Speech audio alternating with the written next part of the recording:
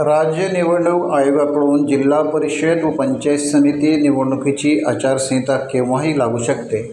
त्यामुळे एस.टी. महामंडळाने भाडेतत्त्वावर घेतलेल्या 10 शिवाई ई बसचे उद्घाटन राज्याचे गृहराज्यमंत्री योगेश कदम यांच्या हस्ते आज दापोली बसस्थानकात करण्यात आले. दापोली विधानसभा मतदारसंघाचे आमदार व राज्याचे गृहराज्यमंत्री नामदार योगेश कदम यांच्या प्रयत्नाने एस.टीच्या दापोली डेपोला 10 शिवाई ई बसेस भाडेतत्त्वावर मिळाल्या आहेत. त्यांच्या चार्जिंगच्या व्यवस्थेसाठी दापोली बसस्थानकाच्या आवारात अद्ययावत असे चार्जिंग स्टेशनही उभारण्यात आले आहे. तेही सुरू करण्यात आले असून या बसेस तेथे केवळ 2 तासात चार्ज होणार असून त्या चार्जिंगनंतर सुमारे 300 किलोमीटर धावणार आहेत. आज या ई बसेसचे उद्घाटन फीत कापून करण्यात आले व त्यानंतर गृहराज्यमंत्री योगेश कदम, एस.टी. विभागाचे नियंत्रक प्रज्ञेश बोरसे, आगार व्यवस्थापक राजेंद्र उबाळे, तहसीलदार अर्चना बोंबे, पोलीस निरीक्षक महेश तोरसकर व महायुतीचे कार्यकर्ते, पत्रकार या बसमधून दापोली शहरातील बुरुंडी नाका व परत बसस्थानकपर्यंत फेरफटका मारला.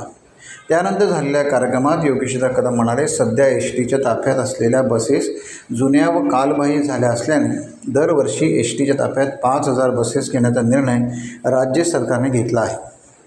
काही बसेस भाडेतत्त्वावर घेण्यात येणार आहेत. त्यानुसार दापोली आगाराला सुरुवातीला या 10 बसेस मिळाल्या असून अजून 25 बसेस मिळणार आहेत. रत्नागिरी जिल्ह्यातील अन्य एस.टी. आगारांनाही अशा बसेस मिळणार आहेत.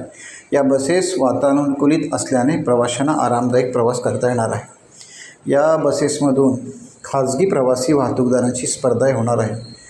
यावेळी शिवसेनेचे किशोर देसाई, नगराध्यक्ष कृपा घाग, राजेंद्र पेटकर, निलेश शेठ यांचेसह महायुतीचे कार्यकर्ते व पदाधिकारी मोठ्या संख्येने उपस्थित होते. यावेळी नागपूर ते दापोली असा 1100 किलोमीटर प्रवास करून या बसेस सुखरूप आणणाऱ्या चालकांचा व या बसेसवर काम करणाऱ्या चालकांचा गौरवही करण्यात आला. टाइम्स डिजिटलला लाईक करा, शेअर करा, सबस्क्राईब करा आणि बेल आयकॉन दाबायला विसरू नका. Times digital.